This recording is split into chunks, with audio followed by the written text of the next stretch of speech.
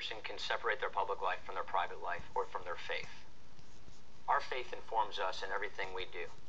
My faith informs me about how to take care of the vulnerable, about how to make sure that people have a chance in life. Now, you want to ask basically why I'm pro-life? It's not simply because of my Catholic faith. That's a factor, of course. But it's also because of reason and science. You know, I think about 10 and a half years ago, my wife Jana and I went to Mercy Hospital in Janesville, where I was born, for our 7-week ultrasound for our firstborn child.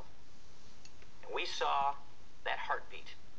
Our little baby was in the shape of a bean. And to this day, we have nicknamed our firstborn child, Liza, Bean. Now, I believe that life begins at conception. Those are the reasons why I'm pro-life. Now, I understand this is a difficult issue, and I respect people who don't agree with me on this, but the policy of a Romney administration will be to oppose abortion with the exceptions for rape, incest, and life of the mother. What troubles me more is how this administration has handled all of these issues. Look at what they're doing through Obamacare with respect to assaulting the religious liberties of this country. They're infringing upon our first freedom, the freedom of religion, by infringing on Catholic charities, Catholic churches, Catholic hospitals. Our church should not have to sue our federal government to maintain their religious liberties.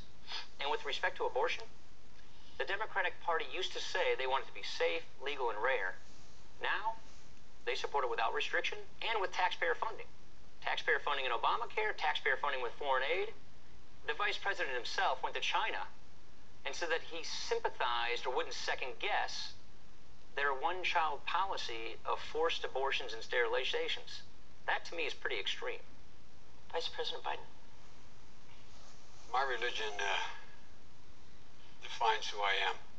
And I've been a practicing Catholic my whole life. It has particularly informed my social doctrine. Catholic social doctrine talks about taking care of those who can't take care of themselves, people who need help. With regard to abortion, I accept my church's position on abortion as what we call de fide doctrine. Life begins at conception. That's the church's judgment. I accept it in my personal life. But I refuse to impose it on equally devout Christians and Muslims and Jews.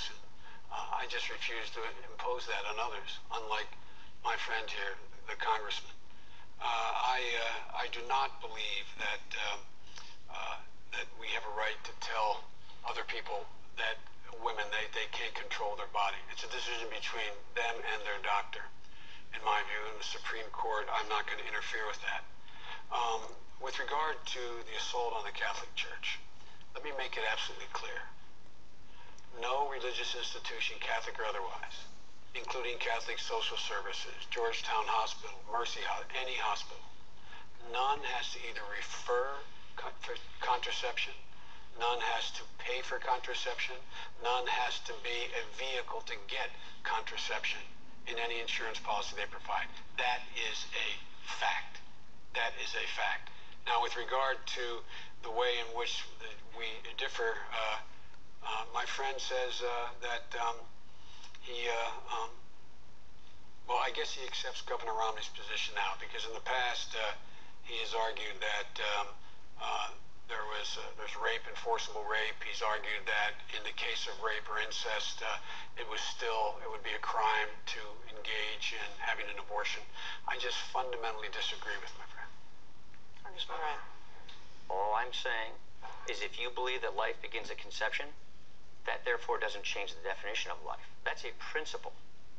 The policy of a Romney administration is to oppose abortion with exceptions for rape, incest, and life of the mother. Now, I've got to take issue with the Catholic Church and religious liberty. You have. If they agree with you, then why would they keep suing you? It's a distinction without a difference. I want to go back to the abortion question here.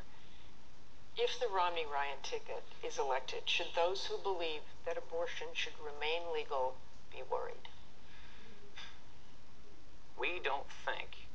elected judges should make this decision, that people through their elected representatives in reaching a consensus in society through the democratic process should make this determination. The court, the next president will get 1 or 2 Supreme Court nominees.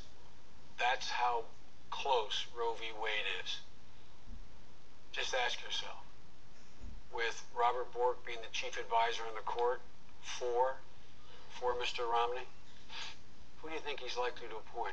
Do you think he's likely to appoint someone like Scalia or someone else on the court far right that would outlaw abortion? I suspect that would happen. I guarantee you that will not happen. We pick 2 people. We pick people open-minded. They've been good justices. So keep an eye on the Supreme Court. Was there a litmus test on them? There was no litmus test. We picked people who had an open mind, did not come with an agenda. I'm going to move on to this closing question because we are running out of time. You certainly know, and you've said it here tonight, that the 2 of you respect our troops enormously. Your son has served, and perhaps someday your children will serve as well. I recently spoke to a highly decorated soldier who said that this